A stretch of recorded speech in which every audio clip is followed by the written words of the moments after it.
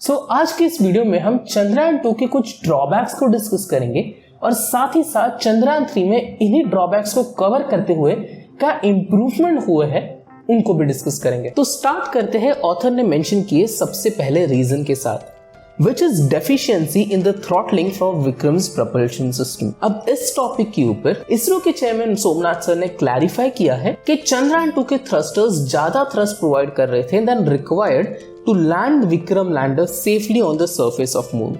इसी पॉइंट को क्लैरिफाई करते हुए सोमनाथ सर ने इस फेलियर को वर्बली एक इंटरव्यू में एक्सप्लेन किया है, जिसको मैं अभी आपको विजुअली और कुछ एग्जांपल्स के साथ एक्सप्लेन करने की कोशिश करता हूँ। तो दरअसल one of the reasons for failure was error accumulation in the sensors। जब भी कोई सिस्टम सेंसर्स से डेटा लेती है एंड स्पेसिफिकली अगर हम नेविगेशन जैसे सेंसर्स की बात करें तो इनमें एरर एक्यूमुलेशन होता है। तो अभी समझने की कोशिश करते हैं कि एरर एक्यूमुलेशन आखिर क्या है विद अ प्रैक्टिकल डेमोन्स्ट्रेशन। तो ये है एक इनर्शियल मेजरमेंट यूनिट जो कि 6 डिग्री के फ्रीडम के साथ हमें मोशन बताता है, यानी कि एक्स वाई और जी एक्सिस के ऊपर का एक्सेलरेशन और साथ ही साथ एक्स वाई और जी एक्सिस के ऊपर का एंगुलर रोटेशन, जिसको मैंने यहाँ पर इस पर्टिकुलर माइक्रो कंट्रोलर से कनेक्ट किया है जो है एक ESP8266 micro controller and in दोनों के बीच में I2C प्रोटोकॉल से कम्युनिकेशन होने वाला है। तो अब इस माइक्रो कंट्रोलर के एक एंड को मैं इस USB से कनेक्ट कर लूँगा और इसका सेकेंड टर्मिनल में कनेक्ट करूँगा मेरे लैपटॉप में। और अब आर्डुइनो सॉफ्टवेयर को खोल के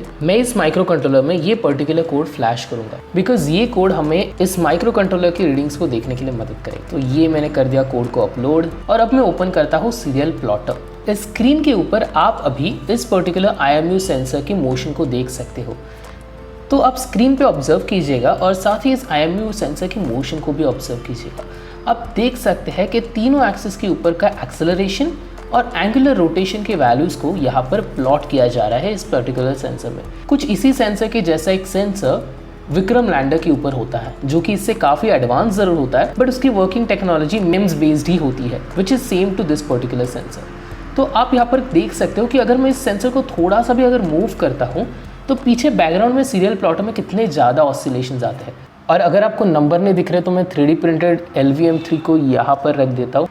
तो यहाँ पर आप देखिए आपको कुछ नंबर्स देखने मिल रहा है जो कि एक्सेलरेशन के वैल्यूज़ है और रोटेशन के वैल्यूज़ हैं वो इस पर्टिकुलर एक्सिस के ऊपर है। तो अब अगर मैं इस सेंसर को थोड़ा सा वाइब्रेट करता हूँ और उसके बाद फिर से स्टेबल करता हूँ टू सिमुलेट द वाइब्रेशंस जो विक्रम लैंडर पे होते हैं, तो आप देख सकते हैं कि जो वैल्यू पहले 9 के पास थी वो अभी 8 के ऊपर जा चुकी है। इसका मतलब ये है कि because of the added error accumulation इस सेंसर की एक्यूरेसी तो सही है बट वैल्यूज़ का थ्रेशोल्ड थोड़ा सा शिफ्ट हो चुका है। एंड हालांकि ये सेंसर अभी भी सही से काम कर रहा है बट इस छोटे से चीज की वजह से इसके रीडिंग्स डिफर हो रहे हैं। इसी तरह विक्रम लैंडर के अंदर का IMU यूनिट भी एरर एक्यूमुलेशन की वजह से थोड़े इनएक्यूरेट रीडिंग्स देने लग गया। अब ये ऑफसेट होना एक आम बात है और हर एक सेंसर की एक एक्यूरेसी लेवल होती है, बट इस लैंडिंग को सक्सेसफुली अकम्प्लिश करने के लिए जो सेंसर एक्यूरेसी का थ्रेशोल्ड एक्सपेक्टेड था उसको ये एरर एक्सीड हो गया। जब इन क्रिटिकल सेंसर्स के एरर में एक्यूमुलेशंस हुए तो लैंडर का थ्रस्टर कोर्स करेक्शन करने लग गया। अब जैसे कि मैंने पहले मेंशन किया था,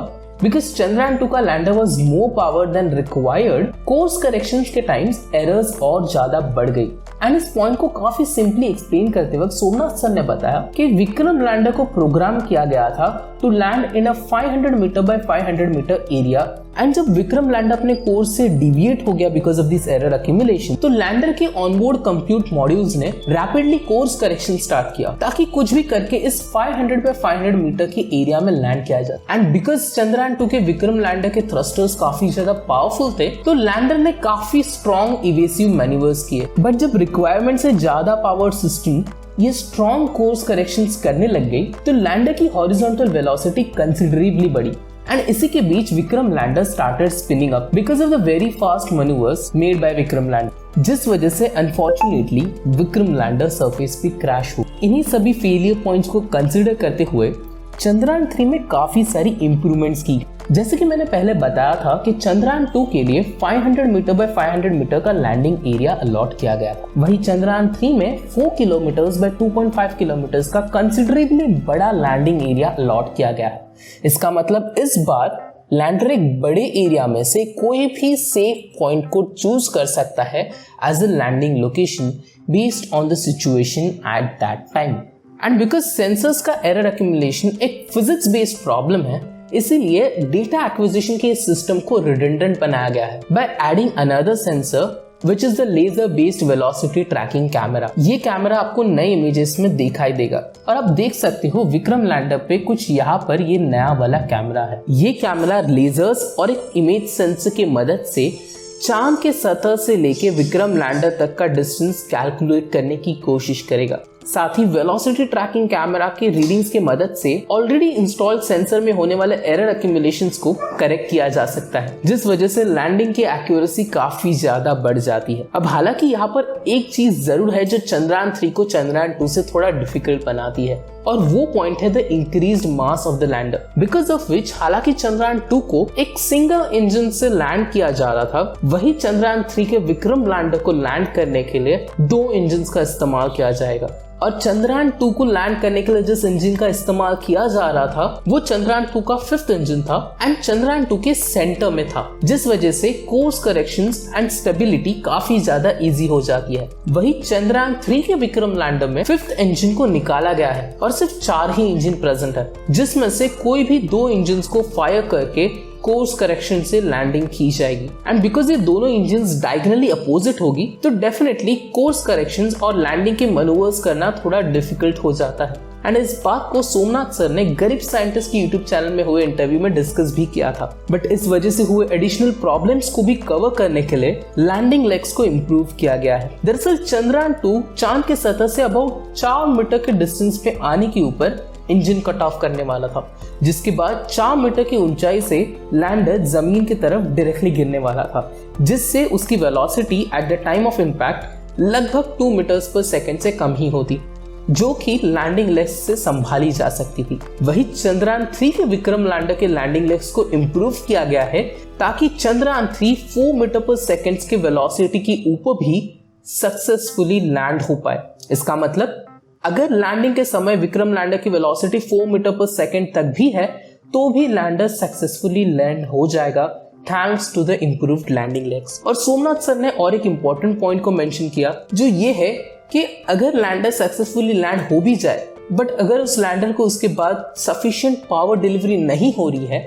तो लैंडर अपने 14 डेज का मिशन सक्सेसफुली कंप्लीट नहीं कर पाएगा। इसलिए आप देखोगे चंद्रयान 3 के विक्रम लैंडर पे काफी ज्यादा अमाउंट में सोलर पैनल्स लगाए गए हैं across all sides in comparison to Chandrayaan 2। And landing के दौरान low power generation by the solar panels को भी एज अ रीजन मेंशन किया गया था in this author's research paper, जो कि डेफिनेटली एक पोटेंशियल रीजन हो सकता है इस पर्टिकुलर इंप्रूवमेंट में। बिकॉज चंद्रयान 3 के विक्रम लैंडर का क्लियर ऑब्जेक्टिव है कि ऑनबोर्ड सारे सेंसर्स को सक्सेसफुली यूज किया जा सके। ये सारे सेंसर्स चंद्रयान 3 के साइंस वैल्यू को काफी बढ़ा देते हैं, जैसे कि चंद्रयान 3 पे लगा हुआ इंस्ट्रूमेंट फॉर लूनार साइस्मिक एक्टिविटी। जैसे अर्थ के ऊपर अर्थक्वेक्स होते हैं वैसे चांद के ऊपर मूनक्वेक्स होते हैं, और इसीलिए ये डिवाइस को यूज किया जाता है। या फिर नासा ने गिफ्ट दिया हुआ लेजर रेट्रो रिफ्लेक्टर एरे, या चांद के ऊपर प्रेजेंट एटमॉस्फेयर या आयनोस्फीयर को मेजर करने वाला रंभा पेलोड। ये सभी पेलोड्स चंद्रयान 3 के साइंटिफिक वैल्यू को काफी ज्यादा बढ़ा देते हैं, और इन सभी को मैंने अपने चैनल में डिटेल डिस्कशंस में डिस्कस किया है। चंद्रयान 3 इसरो की टाइमलाइन में एक काफी बड़ा स्टेपिंग स्टोन है। विक्रम लैंडर के चांद के ऊपर सक्सेसफुल लैंडिंग के साथ इंडिया दुनिया का 4th कंट्री बनेगा to make a successful presence on the surface of moon. इसीलिए चंद्रयान 3 के रिलेटेड कोई भी अपडेट्स पाने के लिए चैनल को सब्सक्राइब करें, बेल आइकन पे दबाएं, और आपको ये वीडियो कैसा लगा ये मुझे कमेंट सेक्शन के द्वारा बताएं। इसी के साथ फिर एक बार मिलूंगा चंद्रयान 3 बेस्ड कोई वीडियो के साथ। Till then, goodbye.